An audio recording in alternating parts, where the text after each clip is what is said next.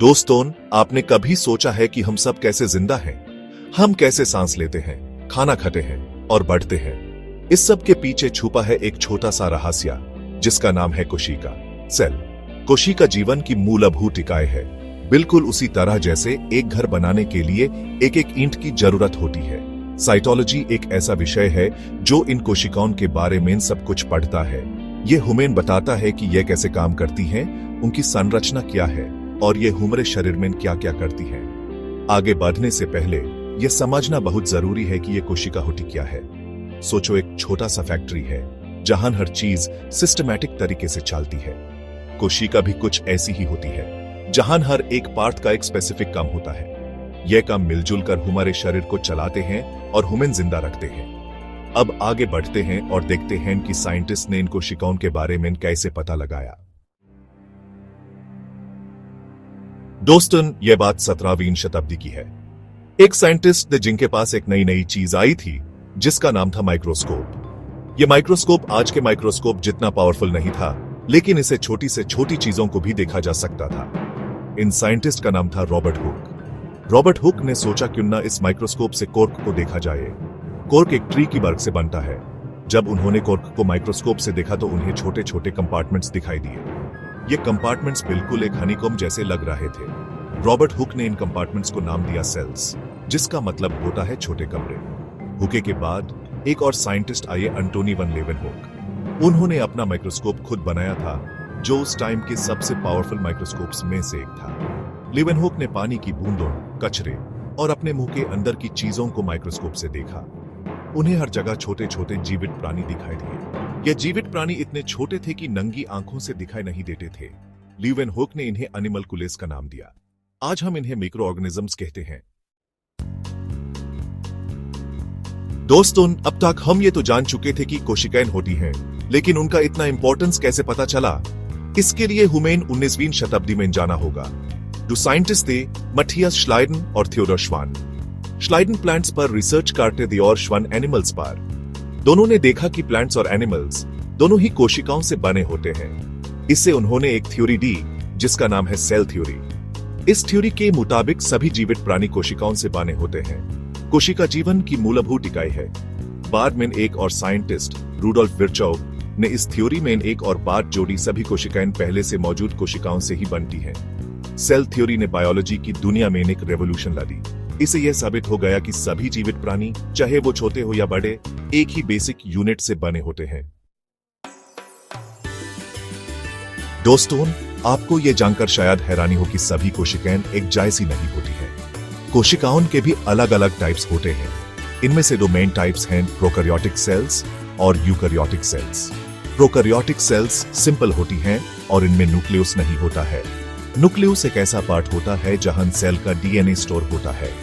Bacteria और archaea prokaryotic cells के examples हैं। यूकैरियोटिक सेल्स प्रोकैरियोटिक सेल्स से ज्यादा कॉम्प्लेक्स होती हैं। इनमें न्यूक्लियस होता है जहां डीएनए प्रोटेक्टेड रहता है।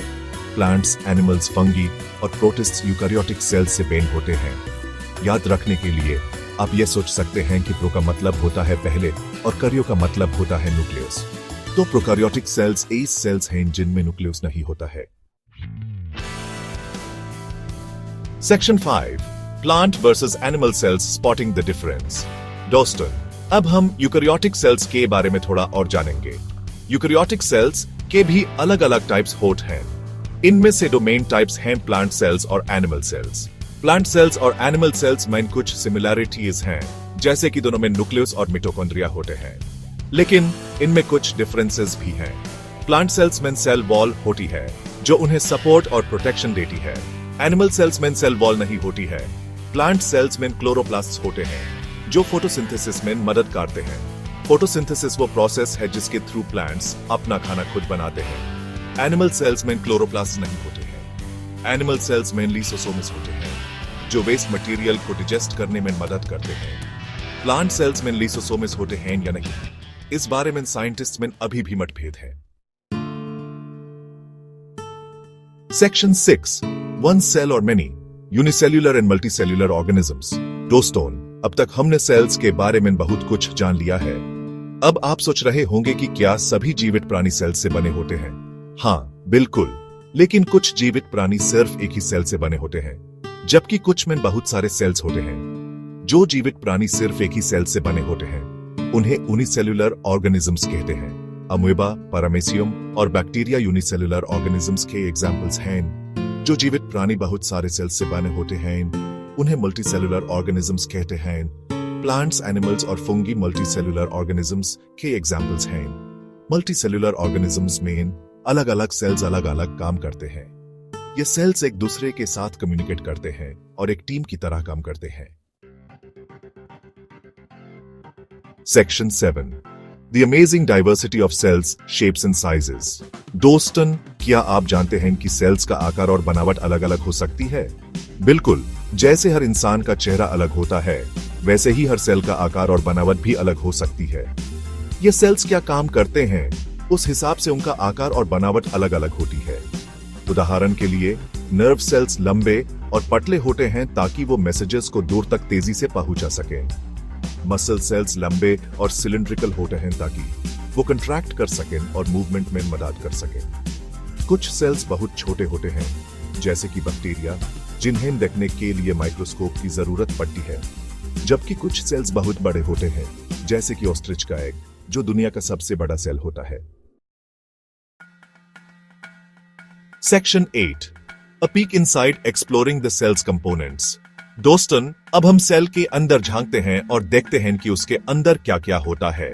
सेल के अंदर बहुत सारे छोटे छोटे पार्ट्स होते हैं, जिन्हें ऑर्गेनेल्स कहते हैं। सेल मेम्ब्रेन, ये सेल का आउटर कवरिंग होता है जो यूज प्रोटेक्ट करता है और ये डिसाइड करता है कि सेल के अंदर क्या जाएगा और क्या बाहर। सेल वॉल, ये प्लांट सेल्स में पाया जाता है और सेल मेम्ब्रेन के बाहर होता है।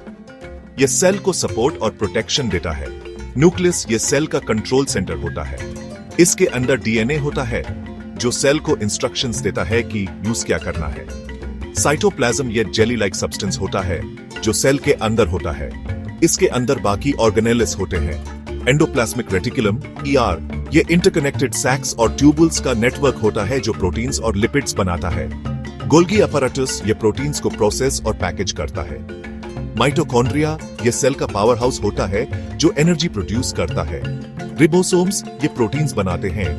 प्लास्टिड्स, ये प्लांट सेल्स में पाए जाते हैं और फोटोसिंथेसिस में मदद करते हैं। वैक्यूओलस, ये स्टोरेज सैक्स होते हैं जो वाटर, न्यूट्रिएंट्स और वेस्ट प्रोडक्ट्स स्टोर करते हैं। लिसोसोम्स, ये वेस्ट प्रोडक्ट्स को डिजेस्ट करते हैं। ये सभी ऑर्गेनेल्स मिलकर सेल को जिंदा रखते हैं और यूज ठीक से काम करने में मदद करते हैं। Section 9 cells multiplying, mitosis and meiosis. दोस्तों, आखिर में हम जानेंगे कि सेल्स कैसे मल्टीप्लाई करते हैं। सेल्स 2 तरीकों से मल्टीप्लाई करते हैं, माइटोसिस और मेयोसिस। माइटोसिस इस प्रोसेस में एक सेल डिवाइड होकर 2 आइडेंटिकल सेल्स बनाता है। यह प्रोसेस ग्रोथ और रिपेयर के लिए जरूरी होता है। मेयोसिस इस प्रोसेस में एक सेल डिवाइड होकर 4 सेल्स बनाता है जिनमें क्रोमोसोम्स की संख्या आधी होती है। यह प्रोसेस सेक्सुअल रिप्रोडक्शन के लिए जरूरी होता है।